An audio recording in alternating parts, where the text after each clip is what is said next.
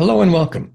I'm Al Barrows, and this is UFO Disclosure, the podcast that's meant to show an average person's reaction to all of the UAP, UFO news from everywhere and anywhere. Today's podcast will be on Charles James Hall. Charles James Hall is the author of a series of books called the Millennial Hospitality Series. There's also a documentary on him called Walking with Tall Whites, none of which I'm competing with. You can see Walking with Tall Whites if you stream it on Amazon or Tubi, for example. I'm simply giving my reaction to his story. I've read all the books in the Millennial series. They were fairly cheap if you download them on your Kindle. And the movie just shed more light, and it showed what type of person Charles James Hall is. He's a very down-to-earth, seemingly honest person. Here's a clip of Charles James Hall giving a summary of what he went through during his time at Nellis Air Force Base. I'm Charles James Hall. I'm the author of the Millennial Hospitality Series. In the series, I attempted to capture my experiences when I was in the Air Force in the middle 1960s.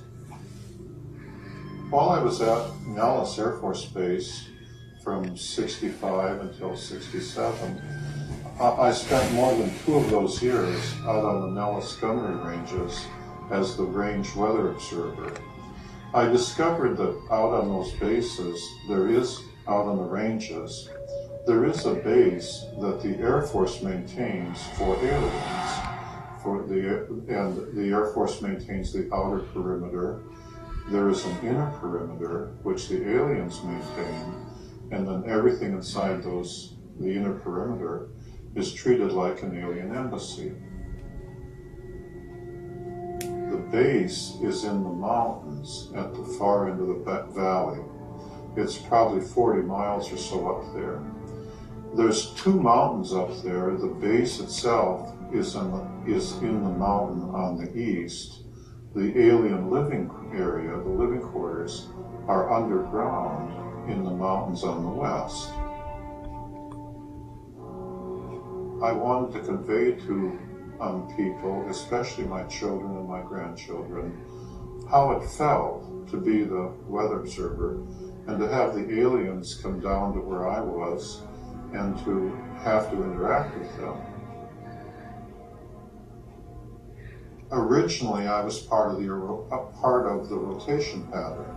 So originally, I was sent up in May of 65 for 6 weeks. The person who replaced me was compromised, and then I was sent to replace him.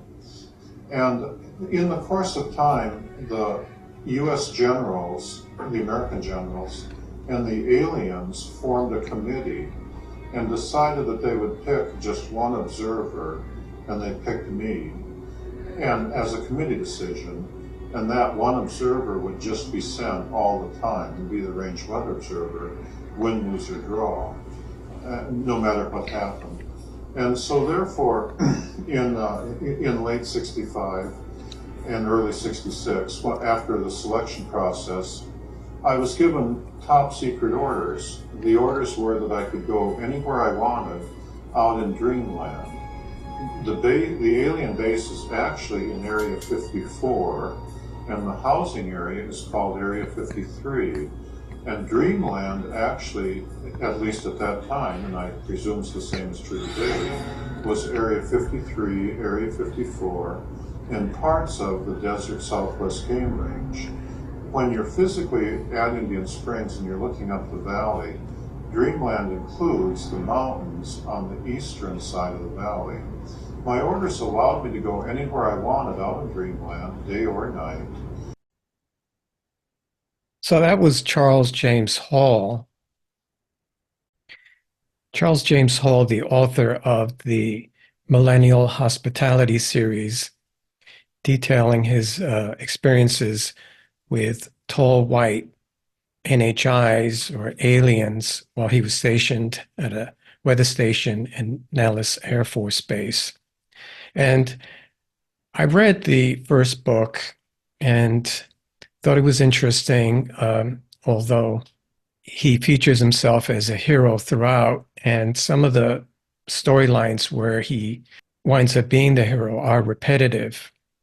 I was curious enough, though, to continue reading the rest of the series, and even though some of them are take place in different locations other than Nellis Air Force Base, still has the repeated pattern of featuring himself as the hero of stories, always being the smarter, more intelligent one in all his stories. I have to say this, though. He is honest about how scared he was.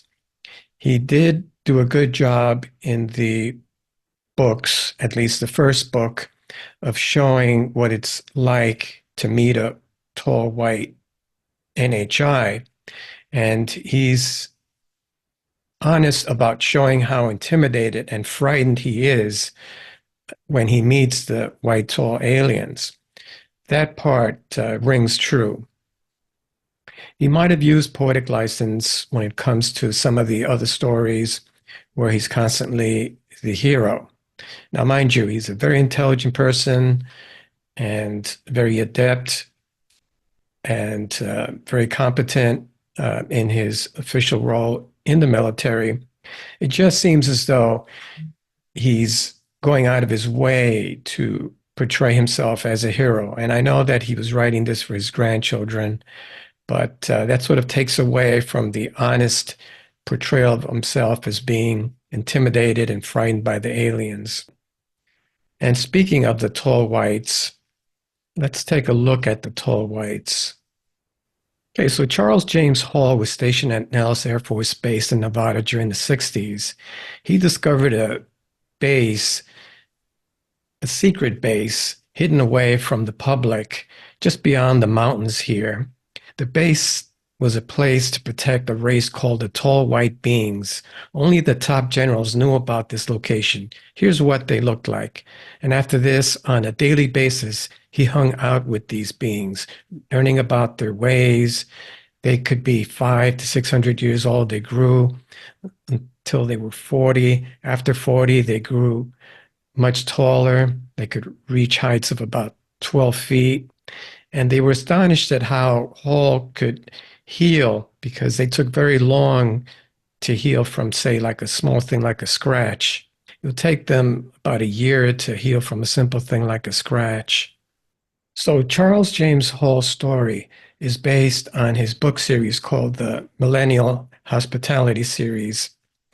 And he claims that he was living with extraterrestrials for 2 years. He was scared to death, and he was pretty honest in his books about that.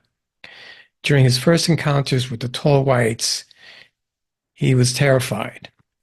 But after a few months, he overcame his worst fears, and he started to communicate with them and slowly got to know them. So a little background on his story. He enlisted with the Air Force in 1964, and he was stationed at Nellis Air Force Base outside of Las Vegas, Nevada, for over 2 years. While there, he served for extensive periods of time as a weather observer in the desert on the gunnery ranges at Indian Springs, Nevada. And Charles James Hall was quite a competent individual, quite smart. After marrying his wife, Marie, in record time, he earned both a bachelor's degree in thermal physics and a master's degree in applied nuclear physics at San Diego State University in San Diego, California.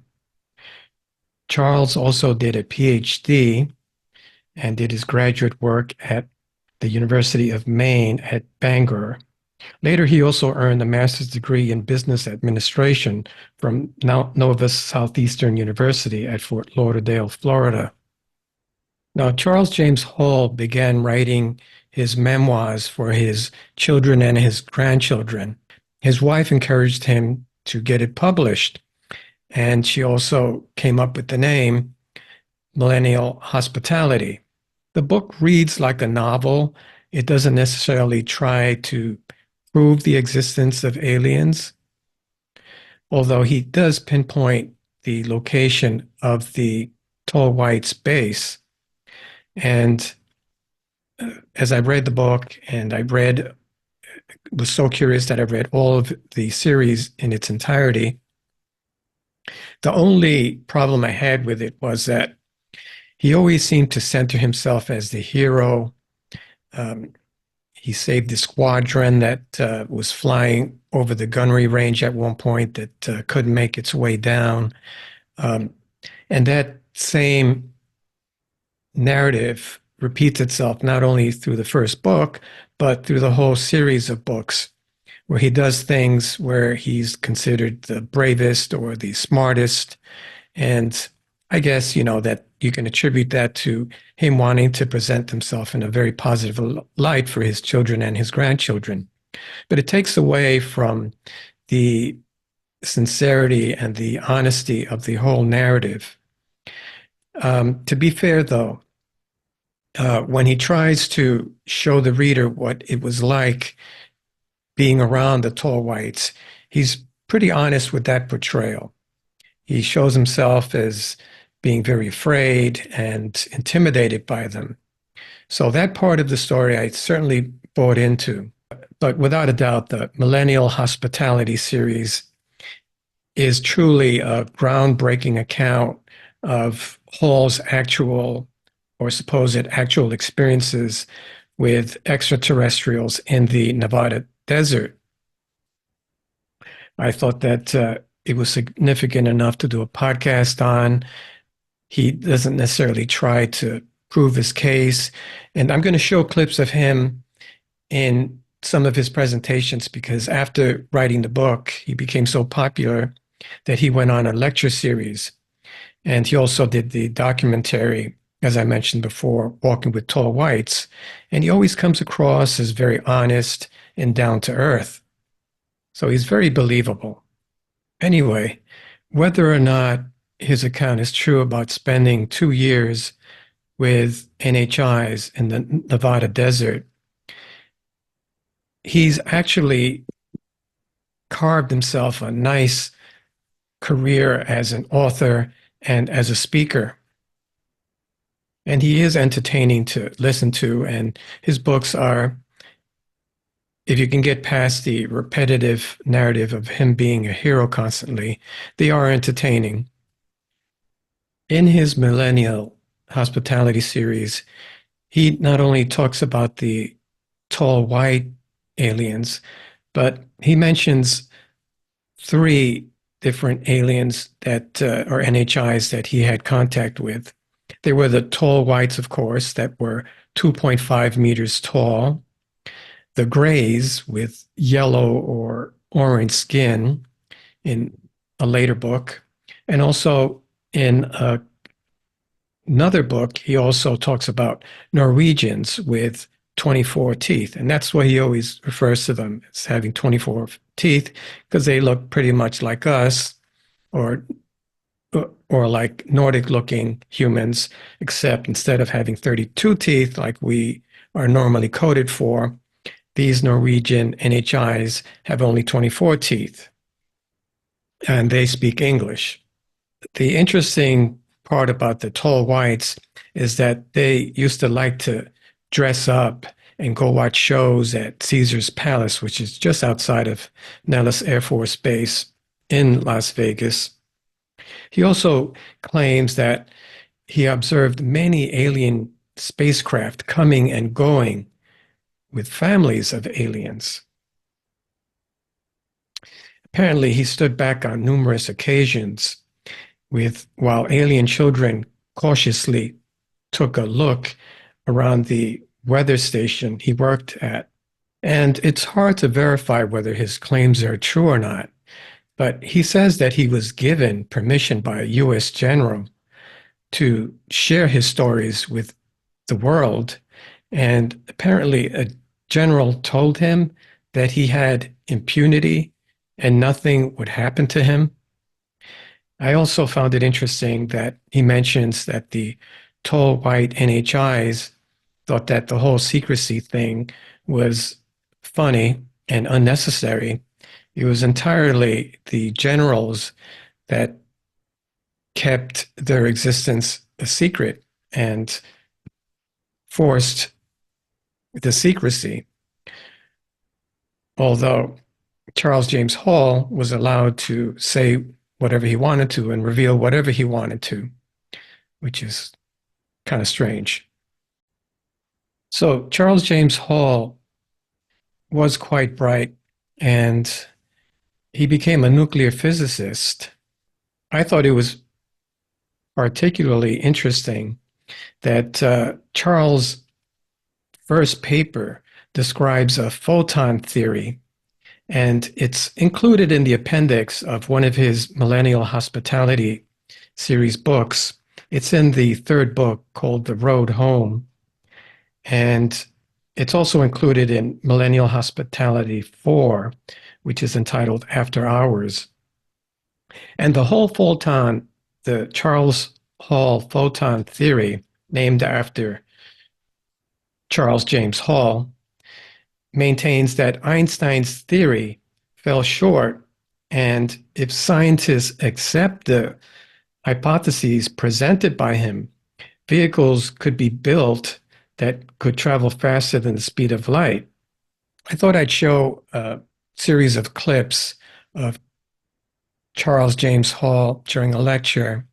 It'll give you a better sense of the person and his honesty and the way that he comes across. In this first clip, he talks about how he first came across the alien base at Nellis Air Force Base. I spent more than 2 years out on the gunnery ranges at Indian Springs. They're the Nellis gunnery ranges, and they're served by the Indian Springs Auxiliary Field, which is under the command of the Nellis Base Commander. And during that 2.5 years, or 2+ years, I discovered that there is a base out in Area 54 and Area 53 on the north end of Indian Springs Valley, which the U.S. Air Force maintains for the aliens to use. It is literally an alien base. And I'll come back and talk about that more in subsequent slides. The first question I'd like to answer is, where is Indian Springs, Nevada? This is a map, a topographical map that I was provided by Jerry Zeitlin from his website, openseti.org. Now, I put on those extra blue things, the extra markings. Jerry provided me with a map. And you can see it on his website.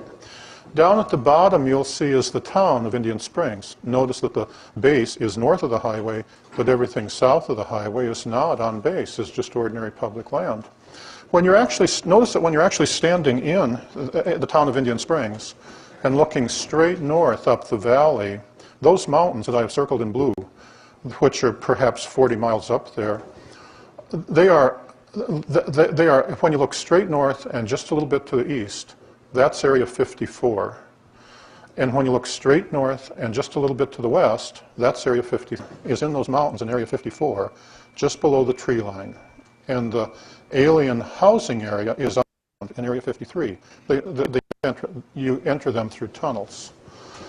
That whole area is inside. Dreamland is that area, Area 54, Area 53, the mountains on the right, and some of the mountains on the left. And I'll get to that more in greater detail. Now, in addition to the area that I've circled in blue, where the main bases are, there are at least 5 or 7 other sub-bases which the aliens only take their scout craft to around the valley. The main base is where the deep spacecraft arrive.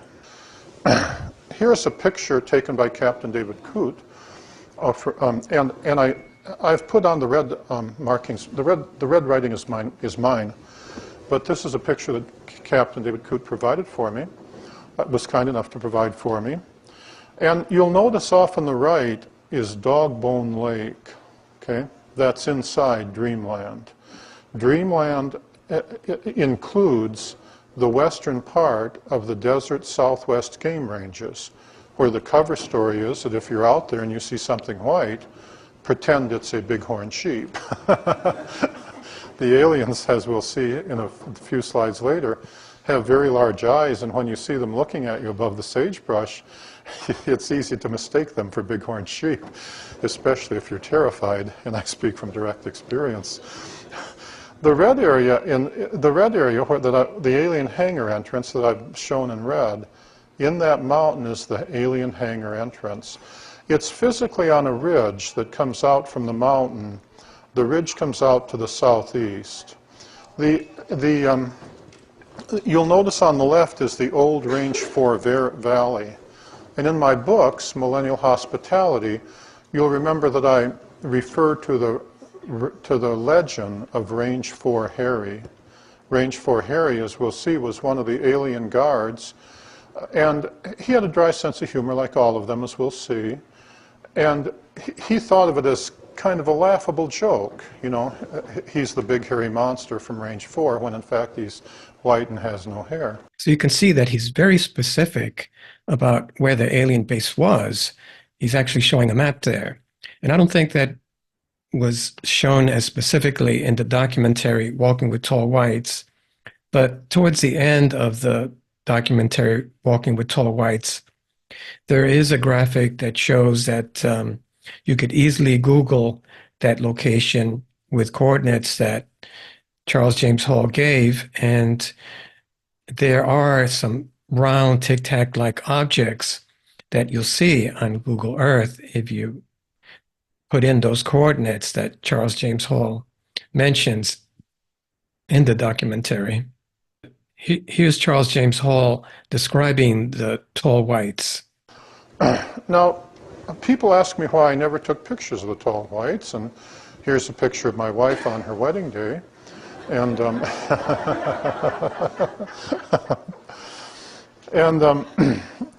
and so I'd like to give a physical description of the tall whites.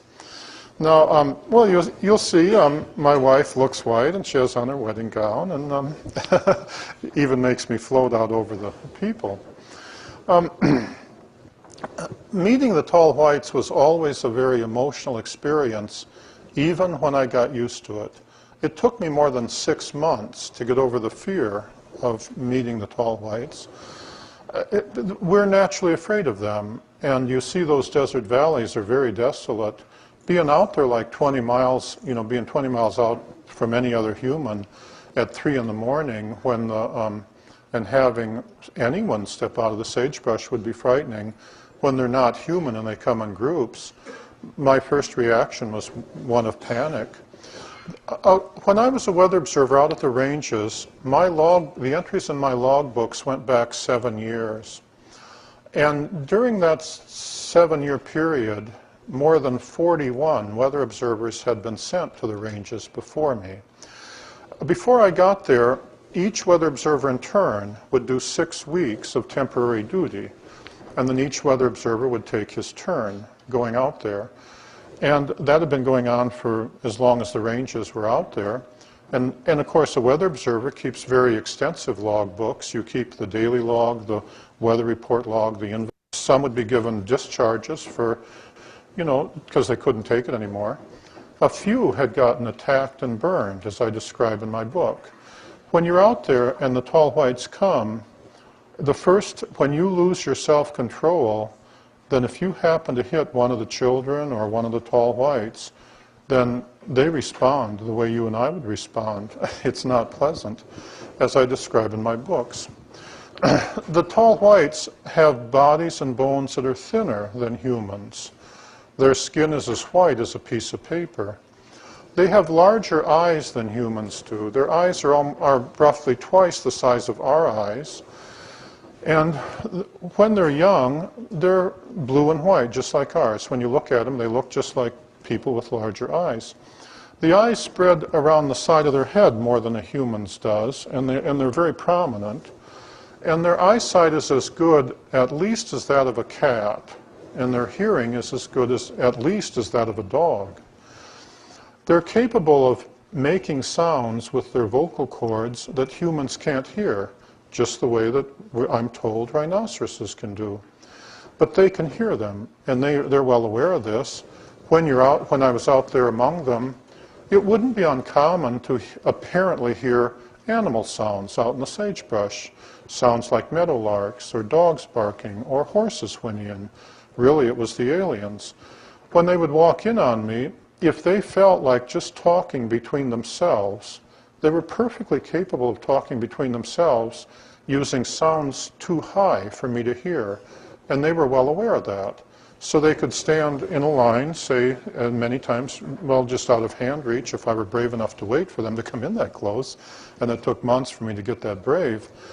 And it would appear that they weren't talking at all. But in fact, when you watched them, you could see that they were communicating between each other. Okay? Now, they have much less hair than humans do. They don't have any hair on their arms. The hair in their head is only about half the thickness of our hair, and their hair is naturally so thin that it's transparent, so thin and blonde that it's transparent. Sometimes, if you see them out in the sunlight at a distance and they're wearing their hair short, because it grows just like ours does, it'll look as though they don't have any hair. When they do come in close and you see that they do have hair, they'll look naturally platinum blonde. They, throughout most of their life, they're the same height I am, 5'11". They live 10 times longer than humans, and so a normal adult, a normal alien adult, equivalent to a human 21, 22 years old, would be 200, 250 years old.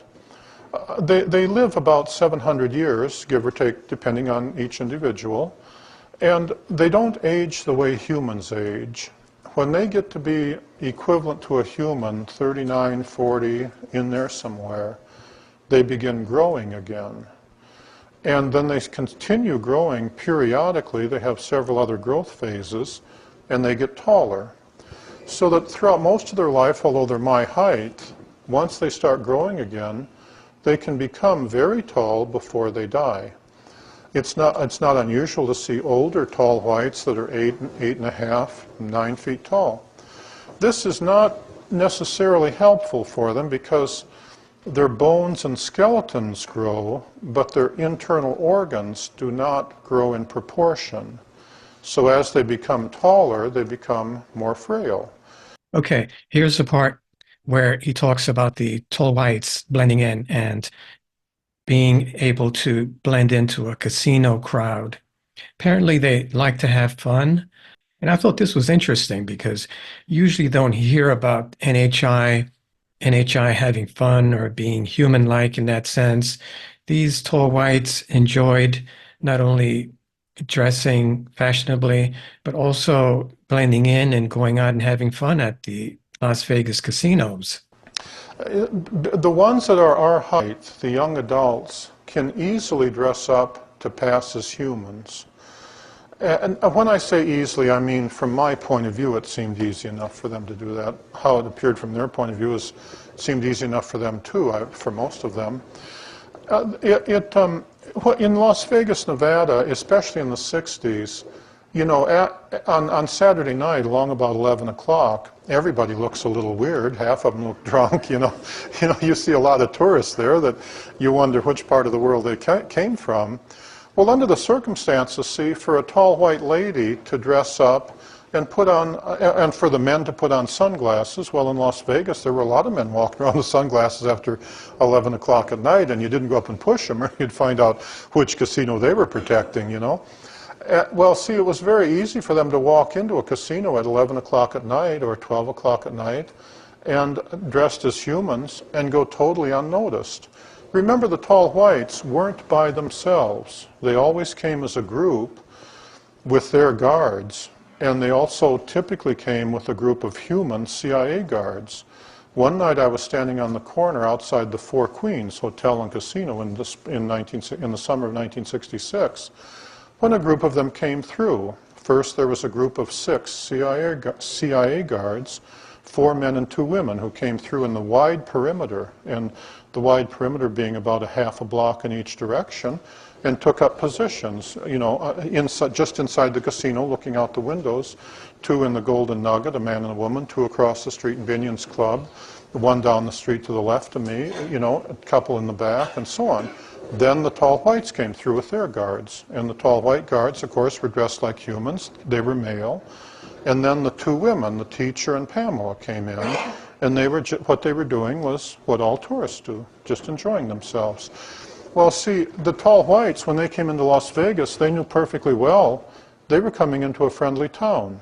When I was down in the Stardust Hotel and Casino on the Strip, the old Stardust used to have a motif where hanging from the ceiling was fake stars and galaxies and supposedly what it would look like if you were out in space between the stars. The tall whites loved to come in and see that. They thought it was really entertaining because they'd been out between the stars. They said, oh, that's what humans think it looks like, you know. Well, the CIA had kind of established that casino in that area as a friendly part of town.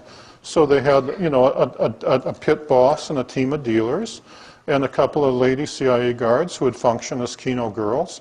And at any time at all, the CIA team could come in and replace the regular pit boss and guards and just be dealing at the table, and or handling the crap table, or watching the showboat across the street, or a casino, and so on, and just making sure that nothing unexpected happened. And then when the tall whites came in, for example, one day when they came in at 4 a.m. on Sunday morning, they were just friends. They were just friendly guys around, so that, you know, if you were to ever try to go up to one of the tall whites, you would discover that the CIA guards would muscle you out, you know, unless they knew, you know, and you could go up there, and of course they knew me in those days, and so, you know, the stories they would tell would be kind of interesting.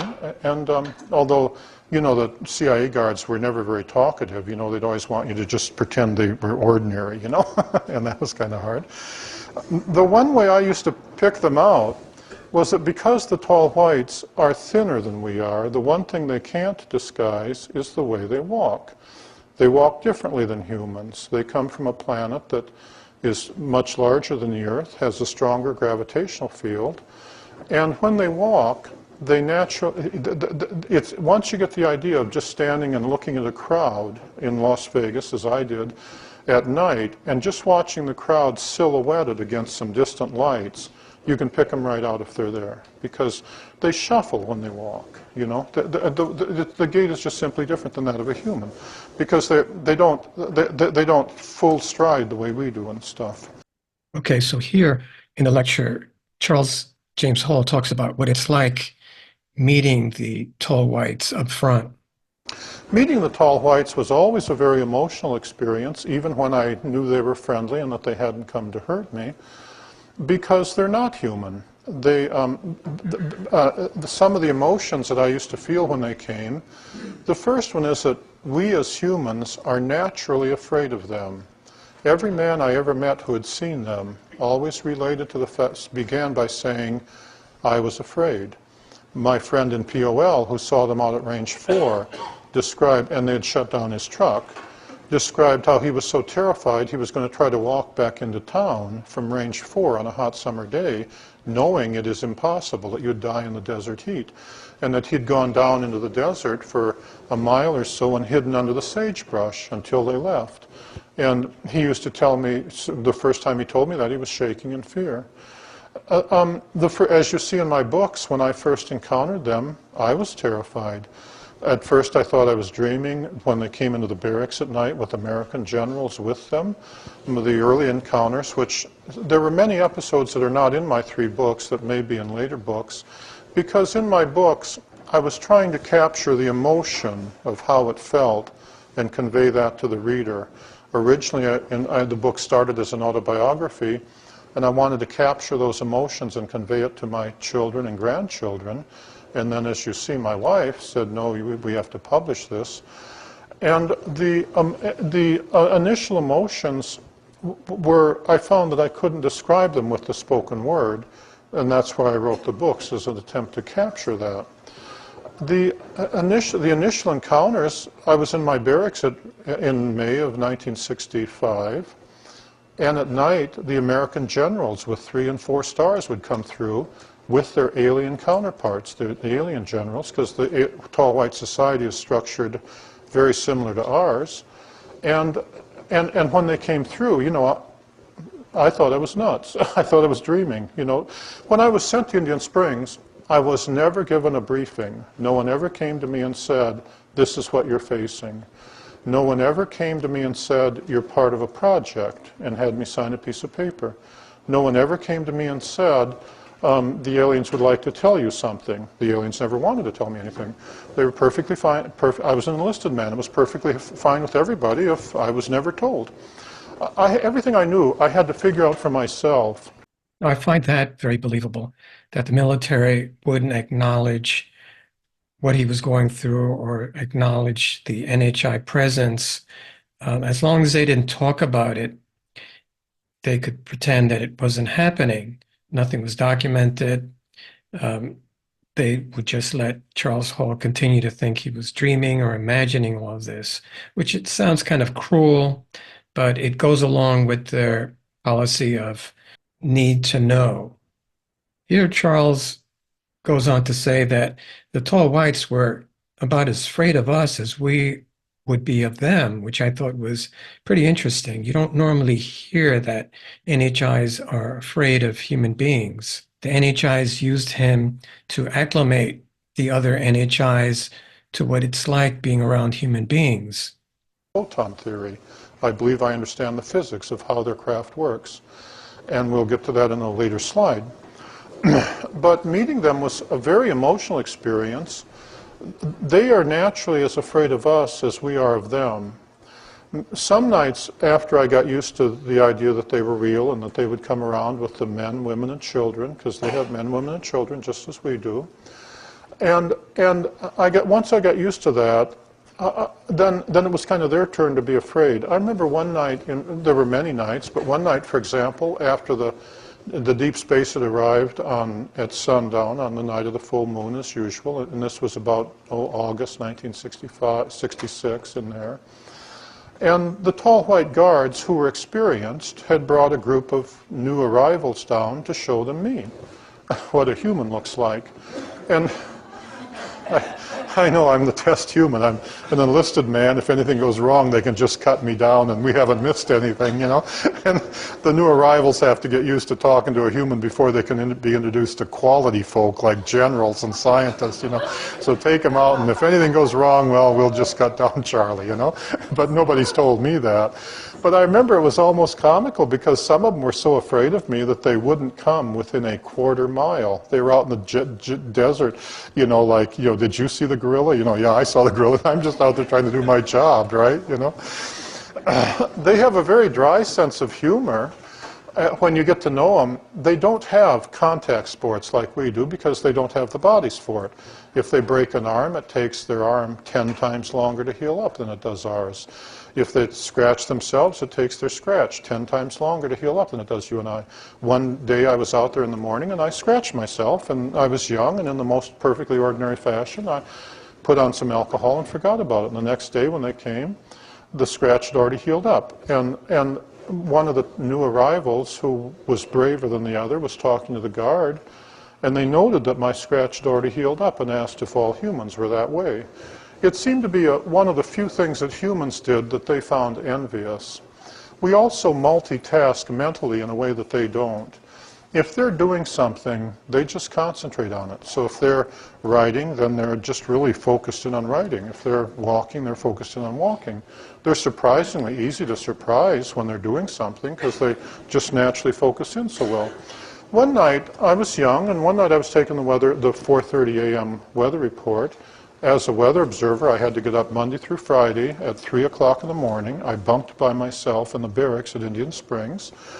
And I had to go out there for get ready and release a balloon for 4:30 a.m. and measure the upper level winds. And, and as you see in my books, originally I was, on my first tour duty, it was 6 weeks of TDY. They sent me back to Nellis. The guy who replaced me got compromised. The tall whites would have killed him, but the generals asked them otherwise, as I describe in book 1. So they sent me as the replacement. Then the guy after me got attacked and burned, so they sent me as the replacement. So then they formed a committee with the tall whites and the American generals, and they decided that they would just pick one weather observer and send him all the time. They picked me. And they gave me special orders, which were secret, and sent me out there.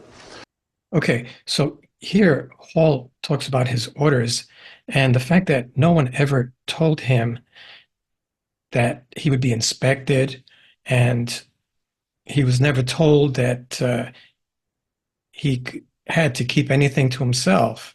He was actually told that he could tell anyone anything if they were willing to listen, which is very surprising considering the secrecy now and the push against disclosure that's happening now. A major who wasn't a high enough rank to be told anything. I remember the day he gave me the orders. It was a Sunday. They had me working the day shift at Nellis when no one else is in the weather station. And he had to come in at noon, and the Nellis base commander and the number 2 man had to come in at noon and receive the orders from the Pentagon. And then the 2 guards and a dog had to bring the major over, and he locked the doors. The guards stayed outside, and he began reading me my orders.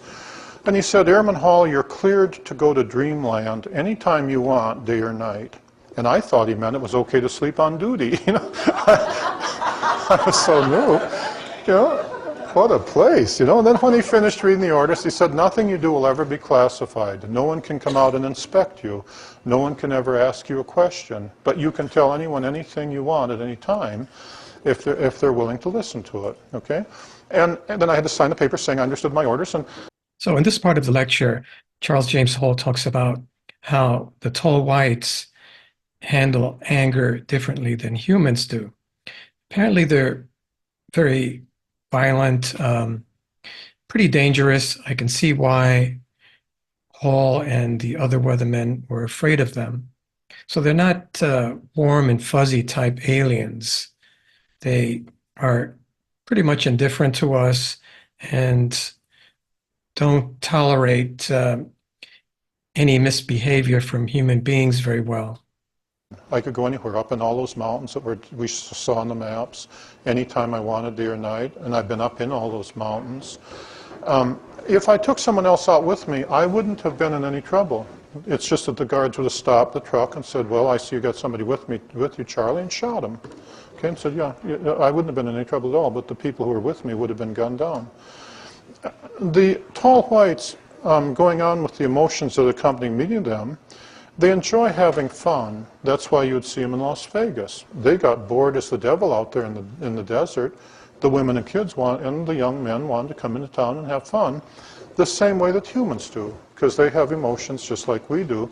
The only difference is that they handle the emotion of anger differently than we do. And I believe I discussed that in this next slide.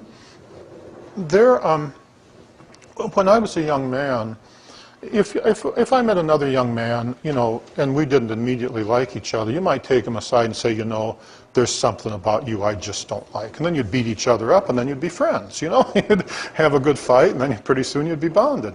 The tall whites aren't like that. If they ever become angry with you, they will either just go away, period, and never come back, or they will attack you.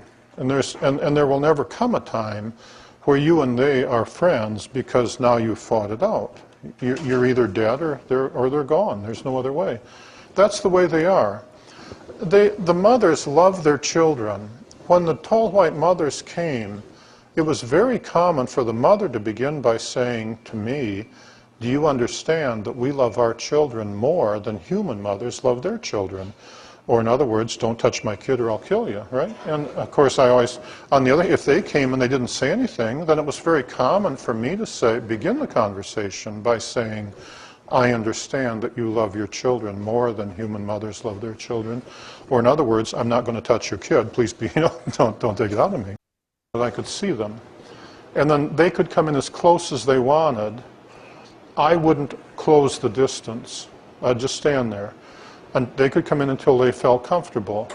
And if they felt like leaving, I would never pursue. If they wanted to leave, if they felt they'd come in too close or they got nervous or something that they felt it was time for them to go, I would never pursue after them. And vice versa, if they were coming in on me and I got nervous because they were getting too close, as in that episode I described in The Wayward Wind, when the alien doctor was coming in on me and it freaked me out, that if I chose to start backing off, they wouldn't pursue. They would just stop and let, until we'd both agreed on a mutual distance. And they kept that meticulously, and of course they expected me to keep that meticulously too. And that's how they are. In this part of the lecture, Hall talks about the agreement that the tall whites had with the United States Air Force. The agreement they had with the U.S. Air Force was that nothing I did would ever be classified, that I could tell anyone anytime I wanted. They expect the American generals to keep that to the letter. It isn't anything special about me. It's that once they've made an agreement, that's the agreement.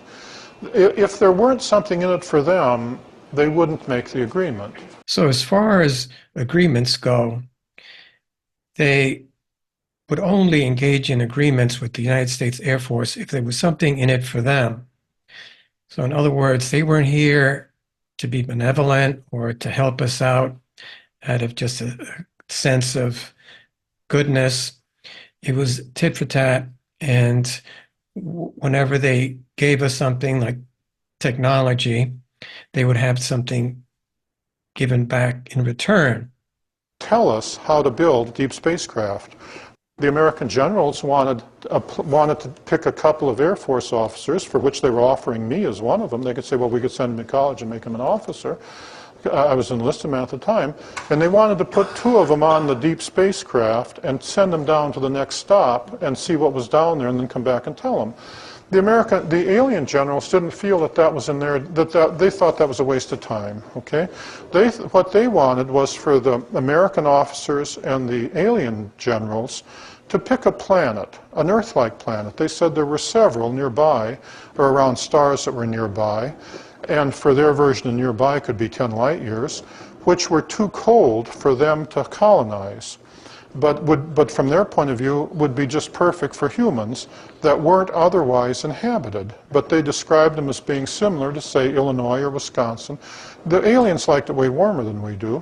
And their version was that they would handle the transport, the ships, and that would be in their hands. But once we got there, we'd be in charge of everything on the planet. And all they wanted was for us to build them a base that they could use on their planet, just like they have one here on Earth, and we could do anything we wanted with the rest of the planet. And then they felt that in the course of building that, what they were offering was that whenever our guys needed supplies, they would take them with them to the store, wherever it happened to be, you see. So if our guys needed more supplies, they could either bring them back here to the Earth to get the supplies, or to whatever planet was closest where you could get the appropriate building supplies. And they felt that in that process, humans would learn about their society and they would learn about ours. They thought that was a better deal than merely putting a couple of guys on a spacecraft and telling them to go look at the store. And if what Hall is saying about there possibly having been talks between the NHI generals and the United States Air Force generals back in the 1960s, that would pretty much corroborate the fact that the Space Force had existed back then, or existed way before present day, and that it could possibly be going outside of our galaxy now. They could possibly have other planets colonized now for the purposes of refueling and maintenance of spaceships. One of the more interesting aspects of Hall's speech during this lecture is that he mentions a few times that the secrecy involved with the NHI phenomenon was not the idea of the tall whites. They thought it was silly. It was actually the United States Air Force generals that imposed the secrecy. Period. And if they thought that the U.S. Air Force was breaking its agreements by, say, pressuring Charlie, the consequences would be enormous. And it has nothing to do with whether I'm a nice guy or not a nice guy, or whether they like me or didn't like me. It's when you make an agreement with the aliens, can you be trusted? And they didn't have to be long-suffering. Remember, as I describe in my books, each one of them carried those weapons up their sleeve. And if you like the teacher, if an American general were to come up to the teacher, she doesn't have to ask him questions. They wear that electronic communication equipment. They can tell what you're thinking. And if all she's got to do is go see if he did anything that broke the agreement. And if she finds anything in there, she can jerk the equalizer and have him on his knees. I knew a CIA guard once that was terrified of the teacher. He told me that he had been escorting her down the steps of the Capitol building one Sunday afternoon, and that she had been talking with U.S. senators, and she was disguised as a human. And he said because he wasn't familiar with the way they walked, as she was coming down the steps, she was wearing low heels, not high heels, but just, flats, that he thought she was going to trip and fall because he wasn't used to the fact that how they walked up and down steps. He said without thinking, he reached out and grabbed her by the elbow to steady her, the way you would say a lady. And he said she damn near, pardon my language, she almost killed him. She jerked that thing, and before he knew it, she had him down on his knees, giving him the equivalent of 120,000 volts AC, saying, do you think we're fools? Do you think I'd come down these steps if I couldn't take care of myself? And by the time she finished with him, it was nothing but yes ma'am, no ma'am, So you can see that the tall whites weren't the warm and fuzzy type of NHIs. They were ready and willing and able to commit violence and to put down any human that they thought might threaten them. I'd like to end by talking about how the tall whites weren't in favor of any secrecy in terms of the alien phenomenon or the NHI phenomenon. So when I say that when you make an agreement with the aliens, you keep it, and the generals will do anything for technology transfer, well, here I am. Remember when I came off the ranges in conclusion, I didn't bring anything with me. I didn't bring any pictures. I didn't bring any diaries. I didn't bring any blueprints. I was never part of anything. I was never shown anything classified. I was never given a briefing. I came off with just my memories, okay? And remember, the aliens, in conclusion, are not in favor of secrecy. It's only the generals that were in favor of secrecy.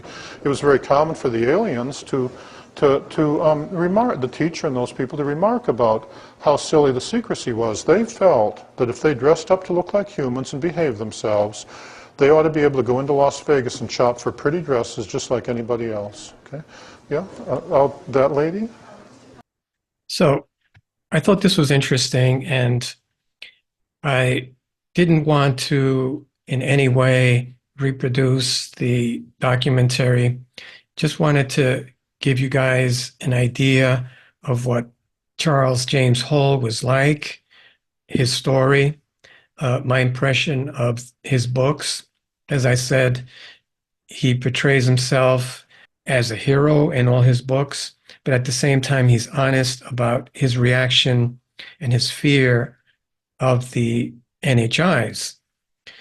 It's an interesting narrative because he doesn't necessarily portray the NHIs the way that we normally hear them being portrayed.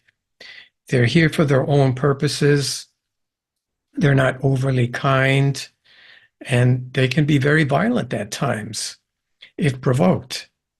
And they also like to have fun, and they go into the casinos, dress up, and enjoy themselves. They also are very devoted to their families. They have a family structure, and they love their children very much. So much so that they repeatedly tell Hall that they love their children more than human beings love their own children. They have a similar family structure. The military is structured similarly to ours. And surprisingly, they're not in favor of secrecy. They think that the whole secrecy thing is comical. So I hope you guys enjoyed this. I tried to show what wasn't shown in the Walking with Tall Whites documentary, tried to show a little bit of what Charles James Hall was like during his presentation there. And I thought that it was important that he mentioned that the NHIs, the tall whites, weren't in favor of secrecy, that it was all of the United States Air Force and our government, which I think is pertinent since there's such a pushback with disclosure lately. I'm Al Barrows, and this has been UFO Disclosure. Please remember to like, share, and subscribe. Let's remember to pray and create a positive shield of protection for all the kids who are lonely and afraid in war-torn countries like Gaza and the Ukraine. Thank you. Thank you for listening to my podcast.